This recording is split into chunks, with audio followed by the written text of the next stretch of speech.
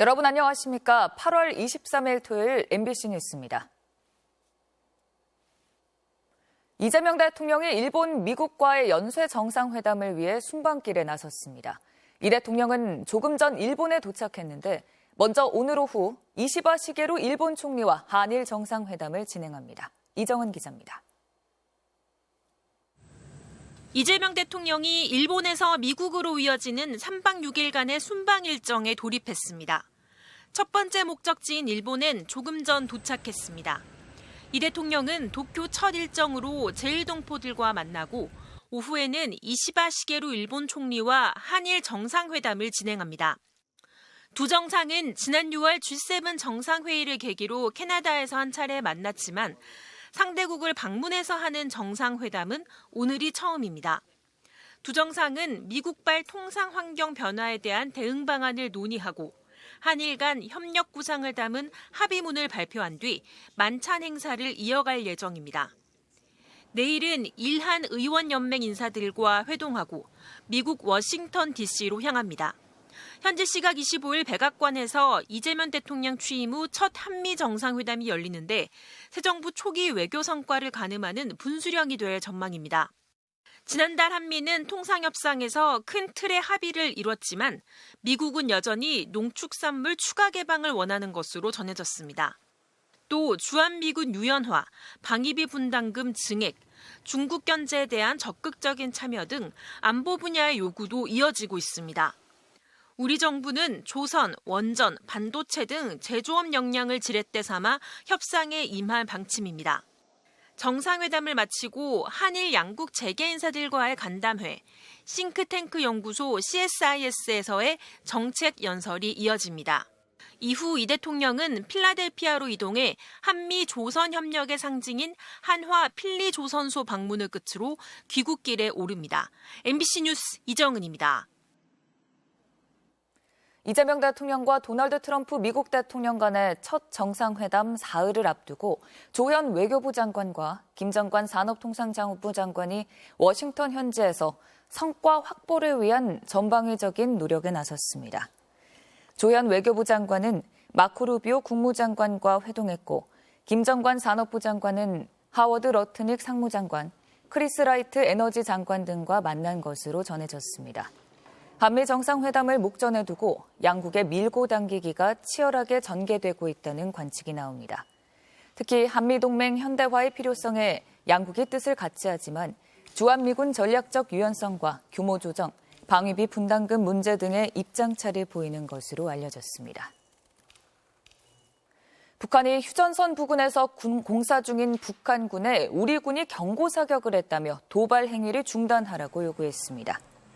조선중앙통신은 북한군 총참모부 부총참모장 명의 담화에서 지난 19일 남쪽 국경선 부근에서 차단물 연구화 공사를 진행하는 군인들에게 한국군 호정광들이 대구경 기관총으로 10여 발의 경고 사격을 가했다고 주장했습니다. 통신은 한미연합연습이 진행되는 와중에 한국이 경고 사격을 했다면서 이는 군사적 충돌을 노린 계획적이고 의도적인 도발 행위라며 즉시 중지하라고 요구했습니다. 이에 대해 우리 합동참모본부는 지난 19일 오후 3시쯤 북한군이 중부전선 군사분계선을 침범해 경고 사격 등의 조치를 했고 북한군은 이후 북상했다며 군은 접적지에서 북한군의 동향을 예의주시하고 있다고 밝혔습니다. 12.3 내란 사태 가담 의혹을 받는 한덕수 전 국무총리가 내란 특검의 세 번째 소환 조사를 마치고 어젯밤 11시쯤 귀가했습니다.